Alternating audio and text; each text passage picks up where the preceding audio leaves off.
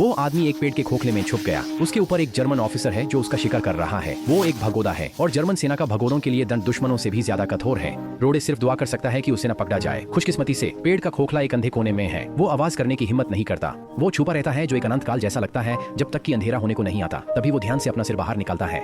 Officer कब का जा चुका है। ठंड उसे बेकाबू कांपने पर मजबूर कर देती है। जैसे ही रोडे उम्मीद छोड़ने वाला होता है, एक छोड़ा हुआ मिलिट्री व्हीकल उसका ध्यान खींच लेता है। अंदर सिर्फ एक गर्म मिलिट्री कोट ही नहीं बल्कि एक जोड़ी चमड़े के जूते और एक टोकरी फलौन की भी है। वो तलाश जारी रखता है और एक कैप्टन की यूनिफॉर्म मिलती है। यूनिफॉर्म को देखकर, जो एक अधिकार का प्रतीक है, रोड के दिमाग में एक साहसी विचार आता है। वो यूनिफॉर्म पहनता है और अपने चेहरे से मिट्टी साफ करता है। बस ऐसे ही एक भगोड़ा एक जर्मन कैप्टन बन जाता है। खुद को ज्यादा विश्वसनीय बनाने के लिए वो एक ऑफिसर के लहजे की प्रैक्टिस करने लगता है। जब वो मेहनत से प्रैक्टिस कर रहा होता है, तभी अचानक एक जर्मन सिपाही आ जाता है। रोडे घबरा जाता है। डर है कि उसकी भगोड़े की पहचान खुल जाएगी। सिपाही जल्दी से उसके पास आता है। उसे सलूटे करते और रिपोर्ट करते देख रोडे को समझ आता है कि अब वो एक जर्मन कैप्टन है। फिर वो सिपाही को गाड़ी ठीक करने का हुक्म देता है।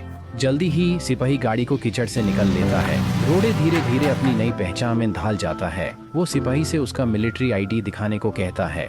सिपाही, जो ये नहीं जानता कि वो नकली है, आज्ञा का पालन करते हुए आईडी दे देता है। सिपाही जल्दी से समझाता है कि वो भगोड़ा नहीं है, बस अपनी यूनिट से अलग हो गया था। उसे पता है कि जर्मन सेना भागोदौड़ के साथ बहुत कठोर है। रोडे जानता है कि सिपाही झूठ बोल रहा है क्योंकि उसने भी इसी तरह से भागकर जान बचाई थी, लेकिन वो उससे एक्सपोज नहीं करता।